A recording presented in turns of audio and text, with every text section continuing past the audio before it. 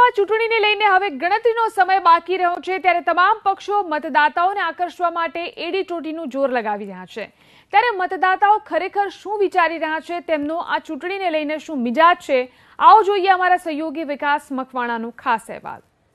મહેસાણાની જનતાનો મત જાણવા માટે અમે અત્યારે પહોંચ્યા છે રાધનપુર ચોકડીથી આગળ એક ગામ છે ભાંડુ ગામ છે અને તેની અંદર અમે અત્યારે પહોંચ્યા છે। ગામમાં અત્યારે અહીંયાના ગામના વડીલો પણ અમારી સાથે છે, સાથે સાથે નાના નાના ભૂલકાઓ પણ તમે જોયા।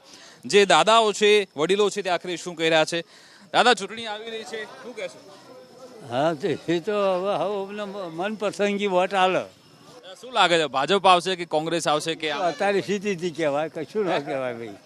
આ તો કાલ પલટો થઈ જાય, પલટો થઈ જાય। હા, આનું નક્કી ન કહેવાય કારણ કે આ બધા પક્ષો હવે તો હવનું જોર લગાવી રહ્યા છે। હવે કોનું જોર લાગે છે અત્યારે? ભાઈ અમારે તો હજી સુધી કોઈ પ્રચાર કરવા આવ્યું નહીં। કોઈ આવ્યું નહીં? આવ્યું છે ભોંડોમાં હજી નહીં આવ્યું। ભોંડોમાં કોઈ નથી આવ્યું ના, પણ આમ તમે બધા મોટા મોટા નેતાઓ તો આખા ગુજરાતમાં ફરી વળ્યા છે બધા। હા, એ તો ફરી વળ્યા છે, કેન્દ્રમાંથી આવ્યા છે એટલે અત્યારે બધા પ્રયત્નો ચાલુ જ હવની રીતે।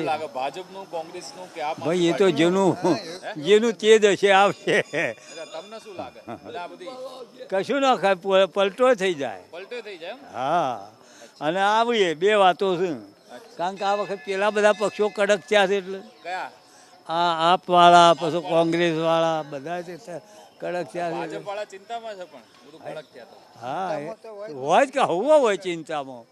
તમે ને અમે બધા આવીએ, વિરોધ પક્ષ ઉભો થયો કે આપણે હોઈએ। હા, મને લાગે છે કે ભાઈ અત્યારે બધી ફ્રીની જાહેરાતો કરી, ફોન કરતો ફ્રીની જાહેરાતો એટલે એ આવી જાય એવું થોડું છે, બધાને આપી દીધું હોય નહીં આવે ના, એ ગુજરાતમાં નહીં આવે। દુકાનો છે તેનો દુકાનના માલિકો સાથે પણ આપણે વાત કરીશું, વેપારીઓ સાથે।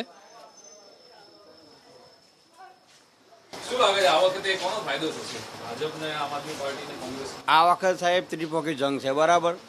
બહુમતી સ્પષ્ટ બહુમતી કોઈને મળે એવું લાગતું નથી આ વખત। આ વખત ટેકાની સરકાર બનશે લગભગ। તમે શું કહો છો? ભાજપની ના મળે। શું? ભાજપની વોટ નહીં મળે આ વખત, આપ વાળો જ આવે। આપ વાળો છે એમ કઈ રીતે? એટલે બદલાવ કરવો જ પડે એમ પહોંચોથી। હવે 27 વર્ષથી રાજ કરતા જો ને મોંઘવારી, ભ્રષ્ટાચાર ને આ બધું ઘણું બધું છે યાર। ગામના સરપંચ તો ના પાડે છે કશું મોંઘવારી કશું નહીં। સરપંચ છે ને યાર, આ તો બધા મગજ સરખા ના હોય ને કોઈને। અચ્છા, શું શું પ્રશ્ન? ઘણા હા, એ માજી સરપંચ। શું પ્રશ્ન શું છે અહીંયા? ઘણા પ્રશ્નો છે આપણા નહીં, દેશના। એટલે આ વડાપ્રધાન એટલા વારે વારે અહીંયા આવે છે તમને? હા, ચલો વડાપ્રધાન વારે વારે આવે છે, એ ખર્ચો કોના ઉપર? એ ખર્ચો કોના ઉપર? આપણા ઉપર। અચ્છા, પ્રચાર તો કરે જ ને પછી તો કે હું ગુજરાતનો પુત્ર છું। હા, આપણા ભાઈ છે, અમારા ભાઈ છે, પૈસા તો અમારા ટેક્સ લાવવાનો એ પૈસા અમારા એ ખર્ચે, અમારા પૈસા એ ખર્ચે વાપરે। બધી સરકાર તો ભાજપની જ બને, કેમ એવું થાય તો? આવું ન બને, આવું નહીં બને, હવે નહીં બને એમ? 100%। શું તમને કેમ એ કારણ લાગે છે? આ પાડાને મોકો આપવો જોઈએ બસ। કોંગ્રેસ વાળા કહે છે કે બીજેપી ના, ના, આ પાડા બી એક બે કોંગ્રેસ આપવા કરતા કોંગ્રેસ પાછળ રહેશે એની 100% ગેરંટી। કોઈની બહુમતીવાળી સરકાર કોઈની બનવાની નથી। કેમ? કે આ વખત શું છે, ભાજપ કોંગ્રેસ નથી એવું નહીં, કોંગ્રેસ પણ છે બાપુ। આ વખત કોંગ્રેસનો અમારા ગામની અંદર ભાંડુ ગામ, એની અંદર 60-40નો સર્વેસ છે। 60% કોંગ્રેસ લઈ જાય, 40% બીજેપી લઈ જાય, બરોબર। એમાંથી એવું 3 ભાગ થશે આ વખત। 3 ભાગની અંદર કે આપણે કોંગ્રેસ, ભાજપ અને આમ આદમી 3 ચાલશે, એવું એક ના સમજતા। અને એમાં વર્ષોથી આજ નહીં, તમે ઇતિહાસ જુઓ, મારી 48 વર્ષની ઉંમર થઈ એટલેથી હું અત્યાર સુધીમાં જાણું છું એ પ્રમાણમાં 60% કોંગ્રેસ લઈ જાય છે અને 40% બીજેપી। આ સુધીનો તમે રેકોર્ડ જોઈ લેવાનો તમારે। સરકાર તો બીજેપીની બને છે, સરકાર બીજેપીની બનશે પણ ટેકાવાળી બનશે, થોડું આગુ પાછું કરીને, કોઈ એક તરફી તો બનવાની જ નહીં પ્રભુ। હા, 100%। કોને પછી આ કોઈ કોંગ્રેસના લઈ લઈને પેલા લઈ લઈને એવું ને, હે એમને કોઈ આ એના જોડે વધુ સીટો હોય તો કોઈક વેચાતા લઈ લે। આ તો બધું વેચવાનું ચાલે છે કે હે કરોડ આલીને કે હોય અવતારો એટલે આવતા રહી। અત્યારે બધું આવું થઈ ગયું સાહેબ ગામની અંદર। અને આ ભોંડુ ગામ ઠેરથી વર્ષોથી અને આમાં પ્રભુ કેવું છે કે 60-40નો તો સર્વે ઠેકતી જ છે, બરોબર. બીજેપીની સરકાર ચાલુ હોય એનો એકદમ ઉપડી જાય એવું તો બને જ નહીં ને. શું લાગે છે 2022માં દાદા? 2022માં પરિવર્તન આવવું જોઈએ. પરિવર્તન આવવું જોઈએ. કેમ?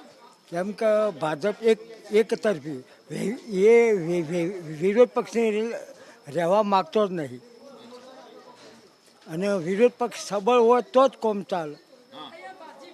અને આવું ભાજપ તો કે આ તો ડબલ એન્જિનની સરકાર એ તો કે પોતે ફાયદો ના થાય. પોતાની જાતે તો હંમેશા સાહેબ પેલો પ્રચાર કરે જ જાય એવું નથી. ચાવવાના ને બતાવવાના દો જુદા છું અમે. બે સરકાર હોય દિલ્હીમાં તમારા આપણો માણસ હા, એ તો બરાબર છે. ફાયદો ના થાય. ફાયદો થાય એ અત્યારે ફાયદો થોડો થયો છે, પણ અત્યારથી બધું આપી દીધું છે કે 2-5 હજાર કરોડ આપ્યા, અને આ સ્ટેટમાં જ્યાં તો આટલા કરોડ આપ્યા. કયો બતાયા, કયો વાપર્યા એ તો બતાવો. કયો વાપર્યા એ તો બતાવો. 5,000 કરોડનું આપી દો. કદાચ થોડું ઘણું કર્યું હોય કોમ, પણ એનાથી એ મોટું બતાવે છે બહુ. અને આપે કદાચ દિલ્હીમાં અને પંજાબમાં, દિલ્હીમાં તો કોમ સારું કર્યું છે. એને એક વખત આપવો જોઈએ ચાન્સ. હા, ચાન્સ આપવો જોઈએ. વડીલ શું કહેશો 2022માં કોનો ફાયદો થશે? મોદીનો. મોદીનો. કેમ? બસ મોદીનો ફાયદો જ છે ને. એટલે ભાજપનો ફાયદો થશે એમ? ભાજપને ફાયદો થાય ને હાલ તો. હા, તો મોદી સાહેબ એક જ ચહેરો છે ભાજપ જોડે, બીજો કોઈ છે જ ના નહીં. કોઈ છે જ નહીં. કોઈ ભાળતા જ નહીં, કોઈ ભાળતું જ નહીં.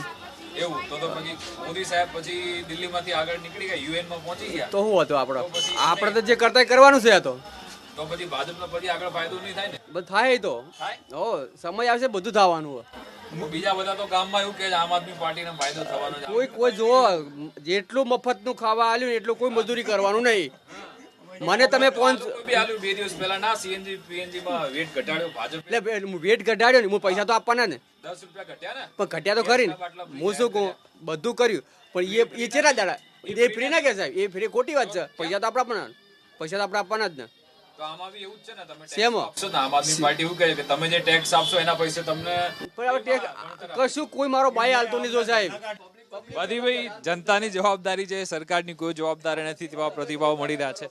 હવે જોવાનું રહેશે કે 2022માં આખરે કોની સરકાર બનશે. અને લોકો એવું કહી રહ્યા છે કે ટેકાની સરકાર બનશે, કેટલાક કહી રહ્યા છે પરિવર્તન આવશે, કેટલાક કહે છે પુનરાવર્તન થશે. જોવાનું રહેશે કે 2022માં આખરે કોને ફાયદો થવાનો છે. કેમેરામેન કમલેશ સાથે વિકાસ મકવાણા, એબીપી અસ્મિતા, ભાંડુકા.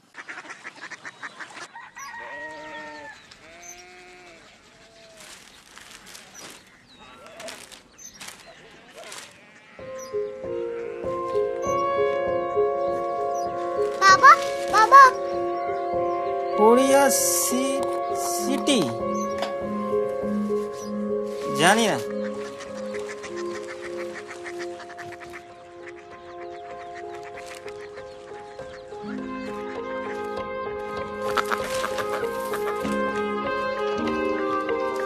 Korea city.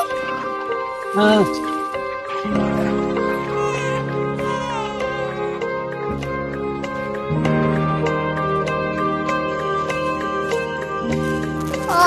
कोरिया सिटी कहाँ पे है? शहर अंग्रेजी लगे हैं।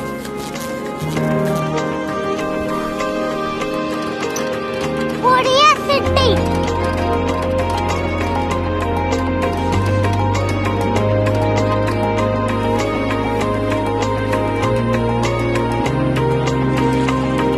वो बहुत दूर है।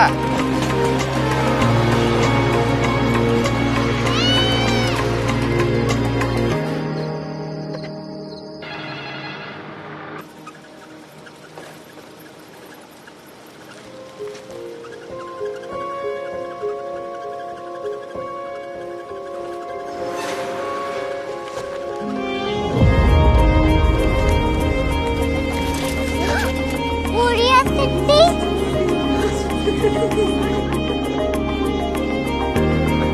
दुनिया कुछ लोग बड़े होते हैं। कोरिया सिटी कहाँ है? प्रोफेसर साहब को पता होगा। हो ये छोटा वाला ग्लोब लगता है और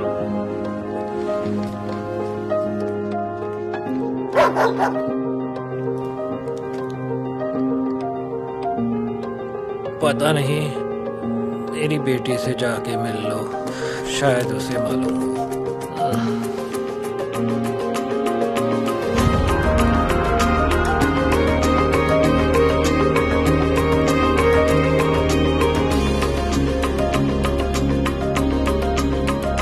हाय,